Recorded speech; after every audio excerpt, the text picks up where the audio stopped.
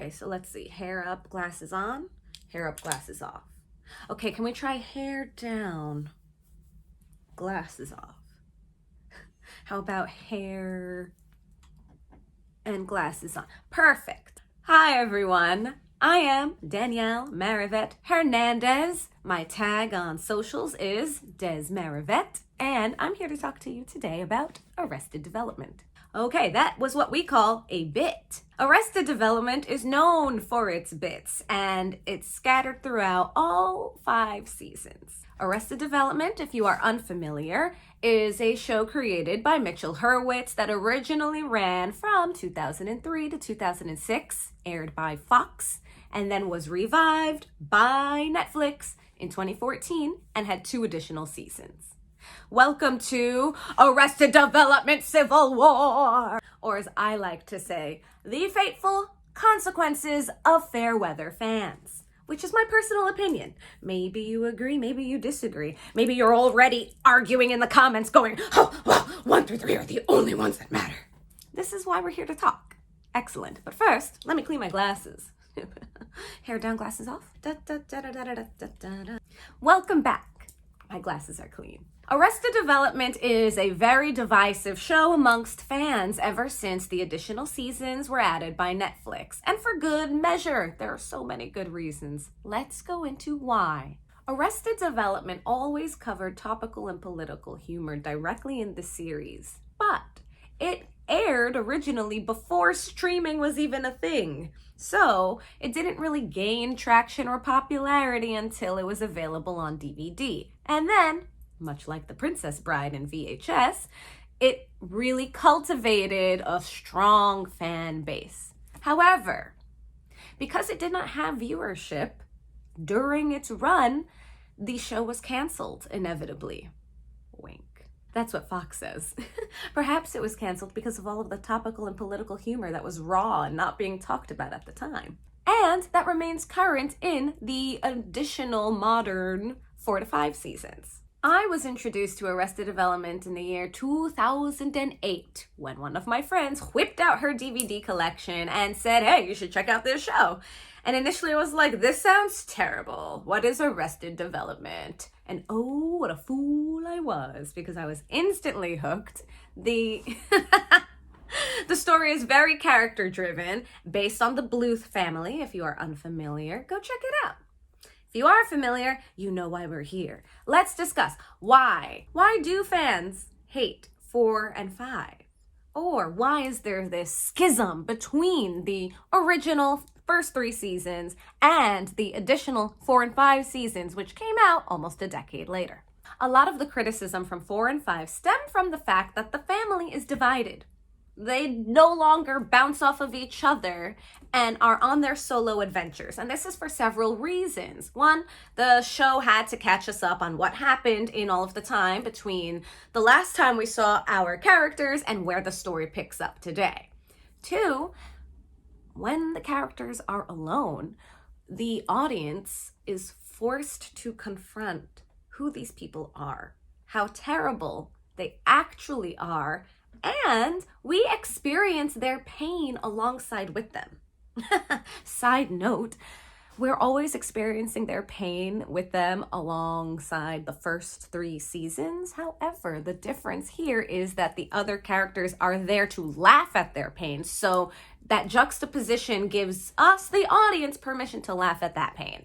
When the characters are alone, for example, Michael Bluth, the main character and the straight man of the show, dedicated to family, feels it is his responsibility to keep family together. However, when season 4 picks up 9 years later, he is alone, and we see why. And we also see that just like the rest of the Bluth family, he has his own issues, and he is terrible. It's easy to bypass how terrible he is in the first 3 seasons because he's sandwiched by the rest of the Bluths, who are worse. But when he's not sandwiched by his family and we see him by himself, alone, and the actions that he's taking, invading his son's privacy, being completely oblivious to the personal space that his son, George Michael, needs, and how he interacts with people over-talking, overriding their needs and wants, it's easy to hate him. It's like, wow, Michael, you suck. And I think that's also the point. They always sucked. These characters always sucked. But it was a different time in 2003. By the time the show aired in 2014, which also went through 2019 because season 5 came out another 4 years after the modernization of season 4 came out and was split in half. So 2018 and 2019 is when the final season dropped separately. The world was very changed and different. And it was also harder to laugh at these people because suddenly these people were actually involved in politics in modern America and actually impacting the lives of everyone. Everyone, regardless of where you stand politically. We're all impacted by that. So, between 2014 and 2019, the family that we're laughing at is harder to laugh at because they became too real for us. And they're on solo adventures now, so we're forced to confront who they actually are without the shading of the rest of their family. Here's another example. Tobias. Tobias Funke is the character of Lindsay Bluth's husband. Let me say that again. Tobias Funke used to be my favorite character. I always related to him. Comically, he would say things that to him was conveying one message and to everyone else just sounds like dirty euphemisms.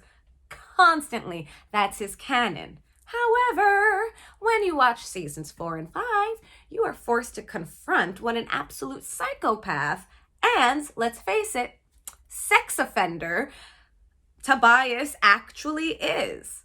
Tobias is also a negligent parent, and by the end of season 5, I think we can say he's also a kidnapper. Yes, I think we can. I'll go more into that in a moment. In seasons 1 through 3, it's easy to laugh at Tobias. Tobias Funke used to be a therapist, was forced to leave the job after some very controversial business cards. Ah, yes, he was the only analrapist out there. Both an analyst and therapist. Boy, those cards did not go over well. However, when you watch the series, and by the way, this does include seasons 1 through 3, you actually watch what Tobias's actions are, including 1, as an adult man, sharing a room with his underage nephew and getting into situations where his balls are in his face.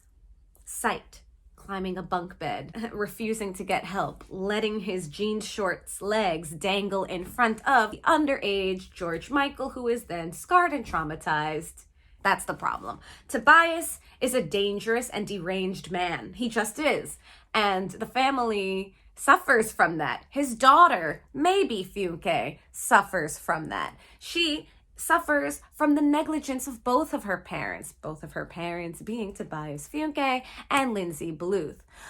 However, whereas Lindsay Bluth is a self-obsessed neophyte who never got the attention or, let's face it, not just attention, positive reinforcement that a human thrives under from her family, she also is a terrible parent to her daughter, often forgetting she even has a child. And the same goes for Tobias. However, Tobias is more involved in Maybe's life than Lindsay ever is. So now let's come back to that whole sex offender thing.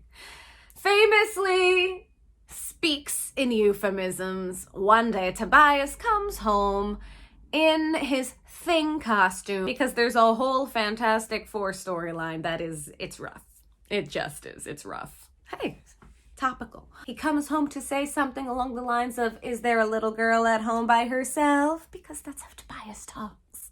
And then he follows it up with Daddy needs to get his rocks off, not knowing that maybe Funke, who in her youth schemed her way onto a film set into a job, never graduated from high school because she fell into the same ploy of trying to get her parents' attention through adulthood until she was eventually kicked out of high school for being over 21, has been renting out her place to the series To Catch a Predator. And finally, overdue, Tobias is charged as a sex offender and must announce his status everywhere he goes. I mean, it's another part of the running gag.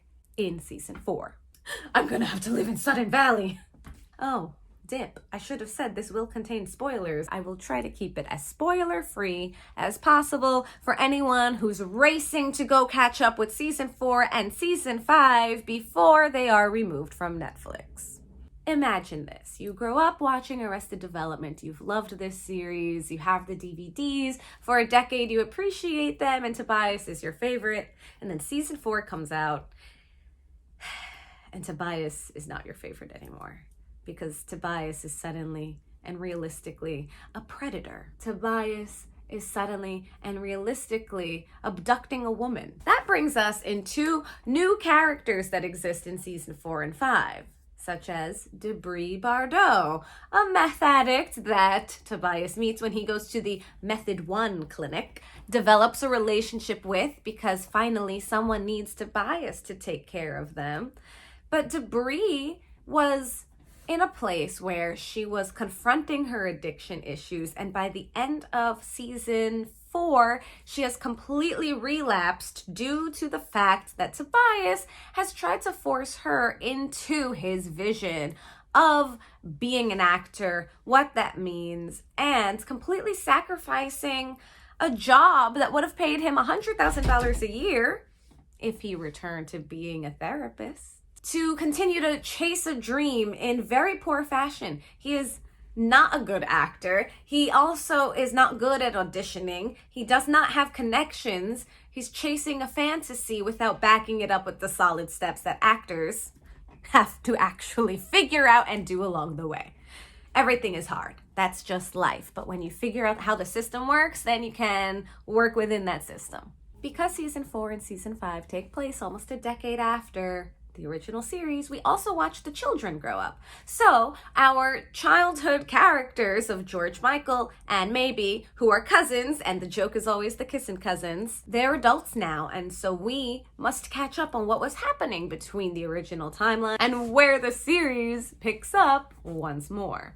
So now we're seeing these characters and these actors as adults, which can be jarring. Again, imagine you love 1 through 3. You've watched those seasons dozens of times. That's for Arrested Development fans. It's okay if you don't get it. Watch the show. And now suddenly you're watching the new season and whoa, George Michael and Maybe are adults now. This is weird.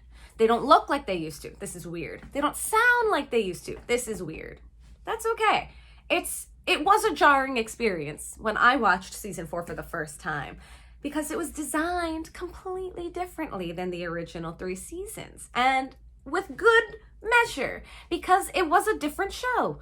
Even though we brought back the creator, we brought back the actors, we brought back writers, the show was different because in 10 years, we become different people. Even if you remain the same, you are different because time has passed and changed us in small individual ways. So the writing of season 4, while brilliant and masterful, does depend on you watching every single episode at least once and then going back to watch it all again, which was always how Arrested Development was designed. It was designed for rewatchability because it's so layered and dense with jokes that you couldn't possibly catch them all on the first watch. I've watched all the episodes about 30 times at least. I'm sorry, those are rookie numbers. And there are still things that I miss or just catch for the first time, despite having watched the show for 15 years. So, because season 4 is designed differently and follows the family in their individual path, this didn't sit well with a lot of audience members. It was harder to watch, and the characters continue to devolve. Arrested Development is the name of the show because they are all stuck in their trauma, and their trauma continues to play out in their lives, keeping other people stuck with them. And much like the show, we, the audience, yes, I include myself, are also in a place of our own arrested development. So when you watch season 4, which is designed to be a murder mystery and a puzzle, you're meant to put everything into place, it takes work. It takes some critical thinking, and it requires that you pay more attention. And not everyone has the time for that. Not everyone enjoys that. That's okay. That does not take away from the fact that the original season 4 is a brilliant masterpiece and that the characters are genuinely developed to go in a direction that they were doomed to head towards from the start. George Michael tries to grow up and get away from his family, but is stuck under Michael's thumb when Michael quite literally, spoilers, moves into his dorm. George Michael also falls victim to the family that he was raised by, which is a family of liars, cheats, thieves, and schemers. And those are the good ones, okay? We're not even going down the road of Job. Job was problematic from the start. He's meant to be problematic. We're meant to laugh at the problematic nature. But in season 4, we follow an entire roofie circle joke, and it's just devastating. It is rough. And this is also why a lot of people don't like seasons 4 and 5, because it made them dislike their favorite characters, because it revealed what their favorite characters were actually doing, and it wasn't always funny. They were doing terrible things. I'm laughing because I can still enjoy the show. Or maybe I'm laughing because it makes me uncomfortable, because I am laughing at people doing terrible things. So, what happened? Well, what happened was there was this huge outcry from audience members, from longtime fans, that they hated this show, that it was a terrible redone, that they should have just left it in the dust and let seasons 1 through 3 be preserved in their perfect existence. And fans have power, okay? The creators listened. What we got was a remix. Mitchell Hurwitz went back with his team of editors. I don't know how this man did not go insane. And totally re-edited season 4 to match the format of the first 3 seasons, because that's what a lot of audience missed. They missed the original format. They wanted the show to be the same, but the show could not be the same because it was 10 years later. And so what we get is Arrested Development, Fateful Consequences. Or as I like to say, the fateful consequences of fickle fans. And yes, I will say fickle fans, because the show, while different, is the same. It's their same characters, it's the same writers, it's the same actors, bringing them back. What we don't like is what happened to them. What we don't like was the way the stories were told. And by the way, I love seasons 4 and 5, but I know that there are some episodes that are just bad. It's just cringe. I'm sorry. I love the show, but they're not all perfect. It's true. That's a valid criticism. The first half of season 5 is rough.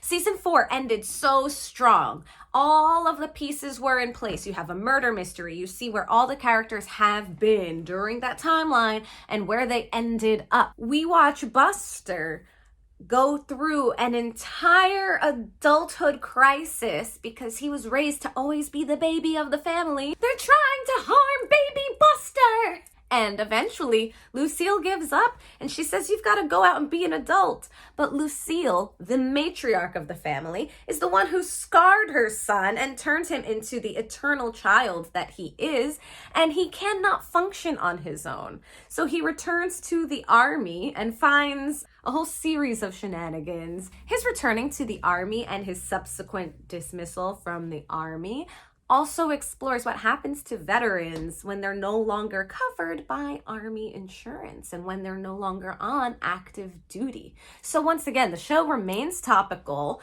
and explores political issues that impact our fellow Americans here today. Sidebar, maybe you're not watching from America, but since these characters are based in America over in California, I will be addressing these things as we and Americans, and just apply your perspective as you go. Great. So, season 4 has criticism for following the characters on their solo adventures, which are still great. Fight me in the comments though, not like, don't jump out at me on the street. Wait, that seems like it. Just, no, don't do that. So, season 5. Season 5 comes out 4 years after the reboot of Arrested Development's season 4, original series on Netflix. So already there's another time gap. It's jarring. I remember when season 5 dropped, I was pleasantly surprised. I was like, oh my God, a brand new season. I can't wait to watch. Click. And I just remember like, this was my face. Because I stood by season 4 so hard, and I was talking with anyone who would talk back with me about either why they liked or why they disliked season 4. And I was looking for a genuine criticism, because a lot of what I heard was, this show is trash. Garbage season. Come on, use your words. You love Arrested Development, therefore you clearly love witty dialogue. Use your words. Bad storytelling. I'm sorry, you're wrong. It's masterful It's masterful storytelling. It's got so much genius in it that you missed it. It went over your head. I'm sorry. It's okay that you don't like it, but it's not bad writing. That's just absurd. But also, so is Arrested Development. Absurd. When season 5 came out, it was hard to watch. The things that were good about it was that it was a return to form. Everyone cried. I missed the original cut. I missed the original format. So in season 5, the family is brought back together, or at least as much as available for the actors and their shooting schedule. And we have a return to form with the bits, the dialogue, the narration. I'm just thinking about Fateful Consequences.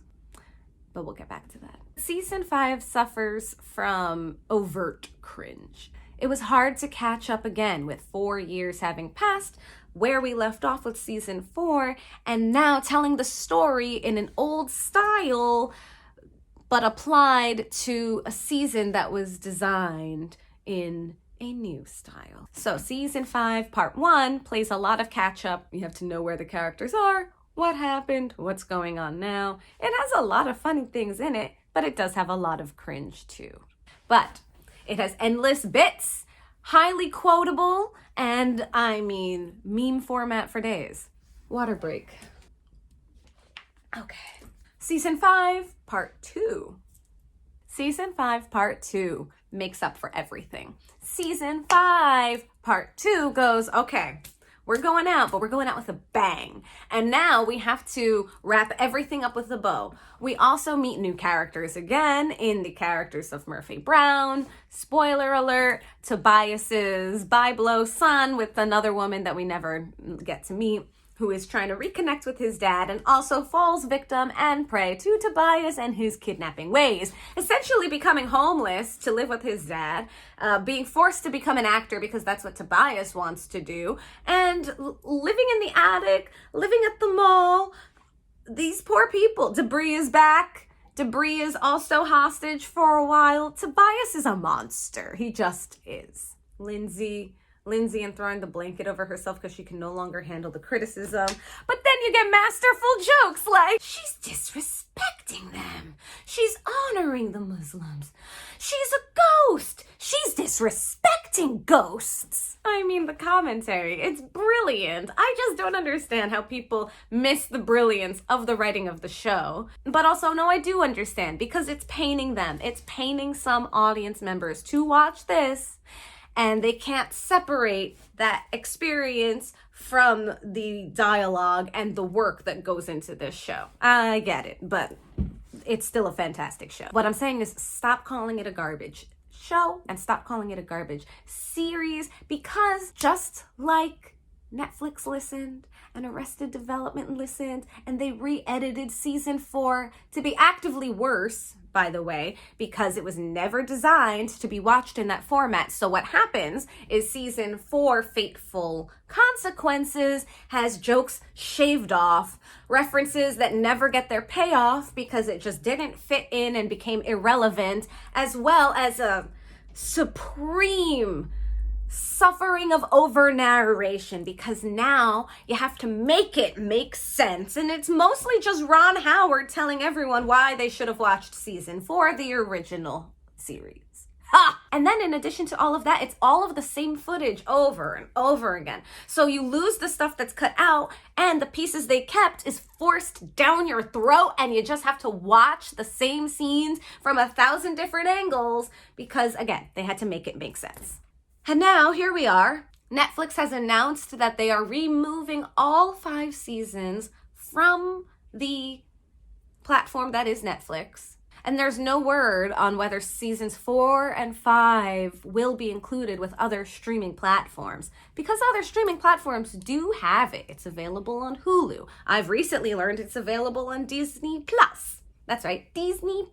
But it's always the original first 3 seasons. And this is where what I call fair weather fans come in and say, well, seasons 1 through 3 are the only ones that matter.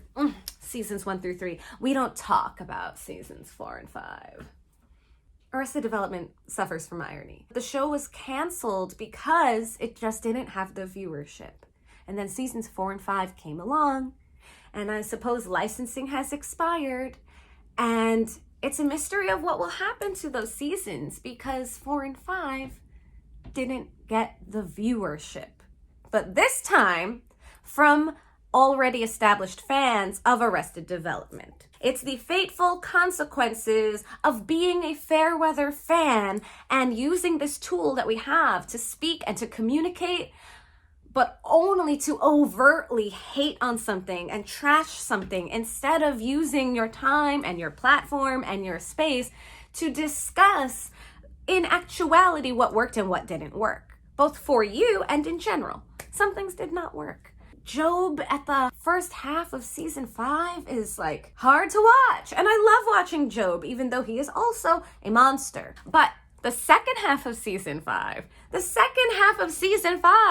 is so brilliant, so masterful. We get the courtroom scenes that finally see Buster and his trial. We see Michael once again falling prey to needing to save the family, which he always does or tries to do. We see what happens with George Michael and a lie that ballooned out of control because he fell prey to the Bluth tactic of lying. I mean, it was the only thing he ever learned or knew, and completely made up the company fake block. We see the talking of the wall get discussed in real politics, and just remember, in 2014, the talking about the wall was not part of blatant politics yet. That happened 2 years later. 2 years later! Season 5 is brilliant. It has references to original characters, where once there was the character blah blah blah, now we have the character la-di-da-di-da, where once there was the scene with all of the things that happened to Buster's hand, and in season 4 they gave him a big hand. That joke continues to run on in season 5, where we see the degradation of the military hand, where he gets all rubber banded like a lobster, where in jail he's given a mannequin hand and it doesn't even match. We have a return to Lucille Bluth and her manipulative ways. We get a wrap up of what happened with George Sr. and his alteration and experience in his character. We get a brilliant finale with maybe, you get layered jokes and subtext that you need to explore the lore to understand. One of the writers in Arrested Development gave us the scenes with maybe living in a senior development, and we see the return of Mrs. Featherbottom and their 2 new family members. And then you learn that one of the writers wrote for the Golden Girls back in the day. So this show is a treasure, whether you appreciate it or not. Whether you liked the 4th and 5th season or you fell prey to hating on it, it remains a brilliant show. It suffers from the same problem it always did. The viewership wasn't there, the fan base wasn't strong enough. And now modern fans who do love seasons 1 through 5, Exhibit A, myself, feel this loss. We feel like we're losing it once again because season 5 does not exist outside of streaming. Luckily, season 4 got a DVD release. I went out of my way to buy it because those seasons in their original format, chef's kiss. I dropped my water bottle. But season 5, I don't know.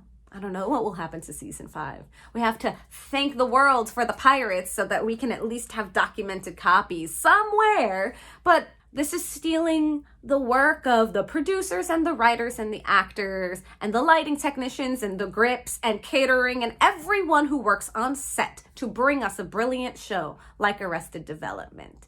And everyone who would get royalties from a DVD sale will be missing out if they do not release the footage of season 5. Season 5 is the finale. Season 5 is the final season that showcases our beloved characters, but most especially Jessica Walter, who left us. It'll be 2 years in March. Season 5 has her finale, her final arc as Lucille Bluth. Now, there are plenty of other videos out there covering what's great about Arrested Development, what hurts about Arrested Development, exploring the psychosis of Arrested Development. Go find them. Go give them watches because they've done the work. They took it a step further. They have footage. I have a green wall. Can I apply footage to this? Is this content?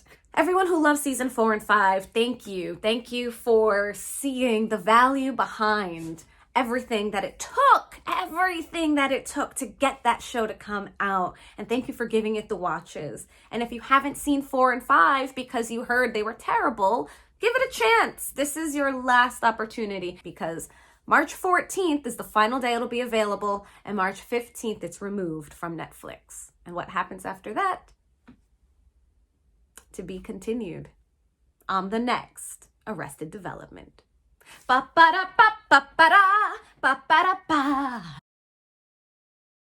For British eyes only. For British eyes only. Coincidence. Everything that we loved in Arrested Development continues to exist. Maybe they were just hammered home too many times. Maybe the wedding of Anne was too much with that giant her above her head. But you know what? They know that we're here for it. We're here for it. Peace out, Cub Scouts.